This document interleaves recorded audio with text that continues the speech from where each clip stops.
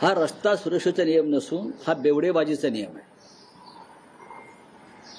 या रस्त्यावर अशा प्रकारचा अपघात एखाद्या सामान्य माणसाने केला असता बरं का, तर काय झालं असतं याचा विचार तुम्ही करा।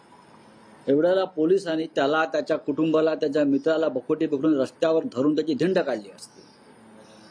पण सलमान खान सुटतो, एखादा बिल्डरचा मुलगा सुटतो, संकेत बावनकुळे सुटतो। मी तो कोणाचा मुलगा आहे हे मानत नाही, तो कोणाचा मुलगा असेल, कायदा सगळ्यांसाठी समान हवा आहे। गृहमंत्री देवेंद्र फडणवीस यांनी महाराष्ट्राच्या कायदा सुव्यवस्थेच्या बाबतीत जे धिंडवडे काढलेले आहेत त्याची नोंद काळ्या कुट्ट अक्षरात लिहिली जाईल। इतका घटिया गृहमंत्री महाराष्ट्राला कधीच लाभला नव्हता।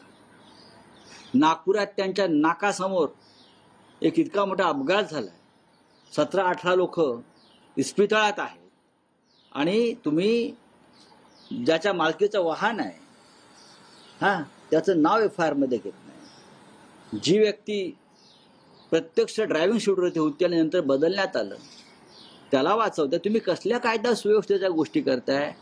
त्या गाडीमध्ये लाहोरी बारचं जे बिल मिळालेलं आहे, मैं आपको बता रहा हूं, ज्या बारमधून हे लोक बाहेर पडले त्याच्यामध्ये जे खाण्याचं आणि पिण्याचं बिल आहे ते बिल लोकांसमोर आणलं पाहिजे।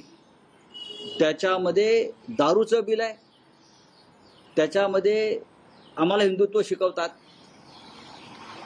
चिकन, मटण आणि त्याच्याबरोबर बीफ कटलेटचंही बिल त्याच्यामध्ये आहे, गोमांस, हे आम्हाला हिंदुत्व शिकवतात। श्रावण आहे, गणपति आहे, अमुक आहे, हिंदुत्व आहे, त्याच्यामध्ये बीफ कटलेट भी उसने खाया है। ये लोगों ने, हिंदुत्ववादी लोग हैं, हमको सिखाते हैं सबको, और सबको क्या बोलता है, मॉब लिंचिंग करते हैं। किसी के पास बीफ मिला, किसी के पास ये मिला, लेकिन वो बिल में बीफ कटलेट का भी ऑर्डर है, उसका भी पैसा, त्याचे पण पैसे दिलेले आहेत, बिल पेड केलं आहे, पोलिसांनी जप्त केलेले ते बिल आहे। तुम्ही बीफ खायचं आणि लोकांचे बळी रस्त्यावर घ्यायचे, काय चाललंय हे?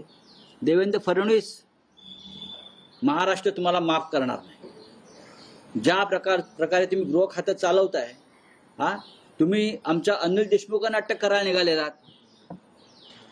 4 वर्षापूर्वीच्या एका प्रकरणात गृहमंत्री म्हणून त्यांनी काय निर्णय घेतले असतील, तुम्ही त्यांच्या अटकेची तयारी करताय। पण तुमच्या डोळ्यासमोर तुमच्या पक्षाचा एका नेत्याच्या मुलानं 10 गाड्या चिरडून लोकांना मारण्याचा प्रयत्न केला दारू पिऊन, त्याला तुम्ही अभय देताय? कुठे फेडाले पाप तुम्ही? भयंकर माणूस आहे।